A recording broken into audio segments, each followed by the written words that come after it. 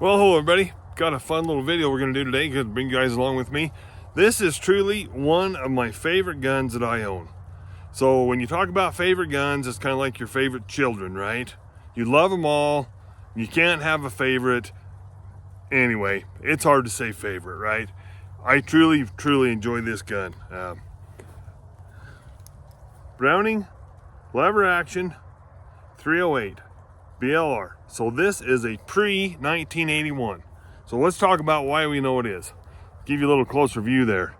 That is a steel receiver, kind of that flat side receiver, both sides, super flat, and 20-inch barrel. Still got the original factory sights on it. Luckily I was able to get a scope mounted on with that.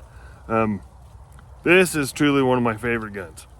I'll show you the stock. The stock's been monkeyed with quite a bit. It's not very attractive, whatever, but wished I had the original stock the way it was. Anyway, so you guys heard me say that sometimes I like the story as much as I like the gun.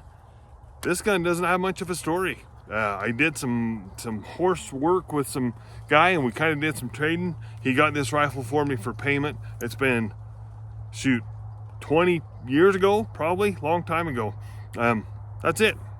I did a little business deal. Guy gave me this rifle for payment. There's no ties to family. There's no ties to old friends. There's nothing like that. But what makes this gun truly special to me is my son killed his first deer with it, killed his first elk with it. This was my go-to gun for a long time. I just love this gun. You want to talk about ease of packing through the woods? This guy is awesome. I truly love 308. 308, 165 grain bullet, under 400 yards, deer size game, fantastic performance. Shot a deer one time with this. I'm gonna guess that this is before the days of rangefinders.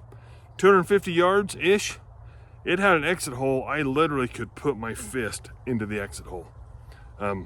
Great performance. So let's talk about the ammo for a minute, and that's why we're here today. Oh, we'll talk about the scope real quick. This is a Citron scope. I bought this scope at a Sportsman warehouse in Pocatello, Idaho, and the guy behind the counter sold me on this because they had a warranty of over the counter. He said, you break that scope, you bring it to me in a box full of pieces, I'll hand you a new scope, no questions asked.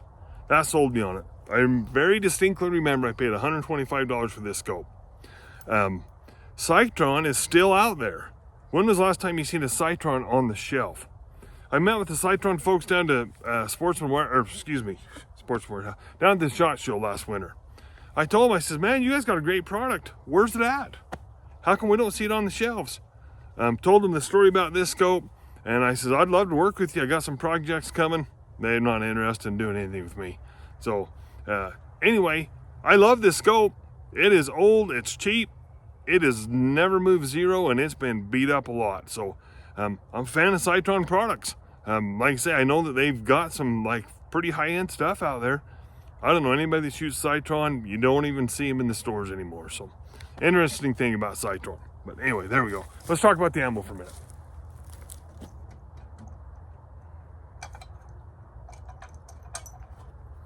So one thing about this gun, I've had it long enough, it is slightly fussy about ammo. It took me a minute to find what it liked. So here is an old school Sierra 165 grain Game King. Pretty generic bullet, right? From 20 years ago. It also liked 150 grain Federal factory ammo. So that's the kind of the two ammo I've used in it before. This is the go-to.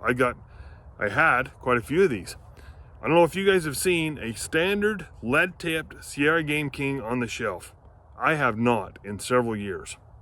They've went to these tipped Game Kings. They call them total game changers. I've been told it's the same bullet. It's got a plastic tip versus the lead tip. So I bought a few of these. I've loaded them up. I've never shot them in this gun. So that is the purpose of the video today. It's the same powder, same overall length, same everything as this guy. This guy was probably loaded 10 years ago. So we're gonna try it. Hopefully it works interchangeably, and this gun, I've shot MOA with it. Do you do that every time? The stars are kind of got aligned perfectly. It's not a super accurate, bolt action. I've shot sub MOA with it before. I just love the gun. So let's talk about one other little thing about this gun. If there's any pre-1981 BLR owners watching this little puppy right here is worth gold. They haven't made these for a long time. I've never been able to find one other than some eBay folks, some gun broker folks. I think the going rate on these is $300 to $400 for a stinking mag. I had two when I got the gun. I now have one. I don't know where the other one's at. I have thought about trying to find a mag like for the Remington, what are they, 742 pump and bolt or semi-auto rifles. They look a lot like these physically. I don't know if you could modify them. I don't know. So I'm telling you, if you guys own one of these, keep track of your mag, because them puppies are worth a lot of money. So anyway, we're gonna go and take 3 shots. We'll run up and look at the target. Hopefully it's an MOA group and it's dead on as far as point of impact, and then we're gonna call this a short day on the range. So here we go.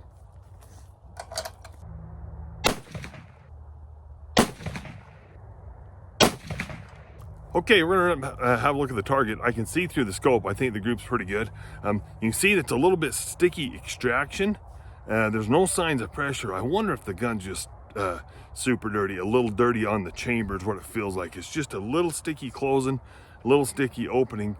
Honestly, that gun probably hasn't been cleaned in I don't know how many years, and really where we hunt with it's pretty dirty. It's just super dusty. We've had that with several of our rifles that we take them hunting, they ride on the ground on the 4-wheeler, they suck a bunch of dust in, and then the actions get real sticky, and that's what this one feels like. But let's go look at the target. I think it's gonna be pretty good. Okay, well, I'm plumb happy with this. So here's the point of aim.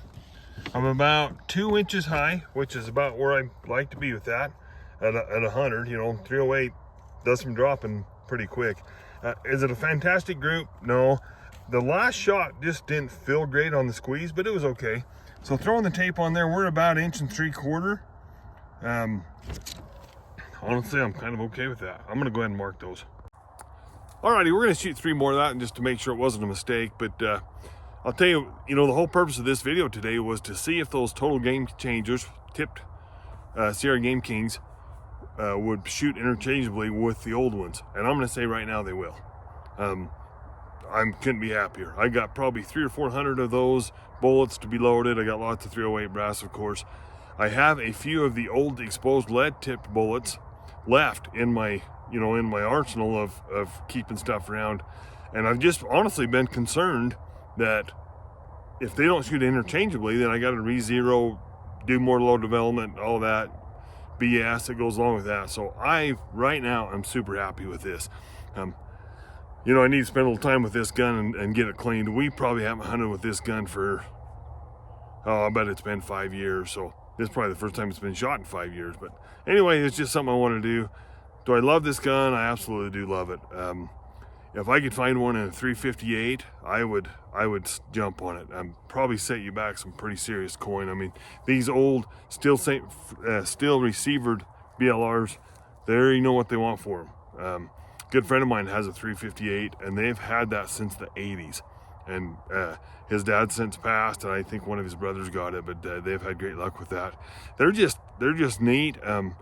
The 358, of course, is short range gun and would be fantastic for a close range elk hunting gun. Lightweight, easy to pack. So anyway, this is just a great rifle. We'll shoot 3 more with it and go check it out and probably wrap the video up.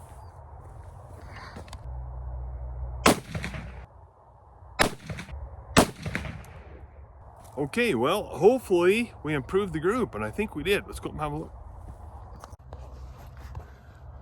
Okay, well, I'm pretty pleased with the group. So you guys can see that's the Sharpie mark from the last group. So it's that one, and that one. So that is, I'll put it down there too. Boy, that is super close to being right at a 1-inch group. So we got about 5 out of 6, about 1 1/8 inches. Hopefully you guys can see that on the, so 5 out of the 6, 1 1/8 group.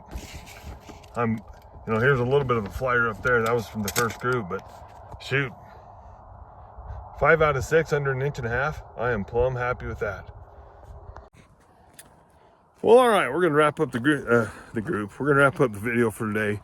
I couldn't be happier, honestly. I almost wonder if they're not a touch bit more accurate than what those lead tipped ones are. 5 out of 6 shots under 1 1/8 inches. Couldn't be happier with that. You know, these guns don't have a reputation of being super accurate. Please leave some comments. I have no experience with the new one. They're an alloy receiver. You know, they're still making them. They've been making them for a long time. You don't see them in the field, or at least my experience, you don't see them in the field very much. They're quite expensive. Please leave some comments if you guys have experience with them, with the new ones. You know, when I first got this one, I had a good friend of mine that was a great shooter, great hunter. He just kind of, you know, shrugged a little and goes, I don't know if you're gonna like that BLR. They're just not very accurate. I said, oh yeah, maybe not. You know, at that point I didn't have anything vested in it. The trigger's not great. You know, we get used to these super nice bolt action rifle triggers. It's not that, you know, it's something different. But honestly, I cannot complain for what it is.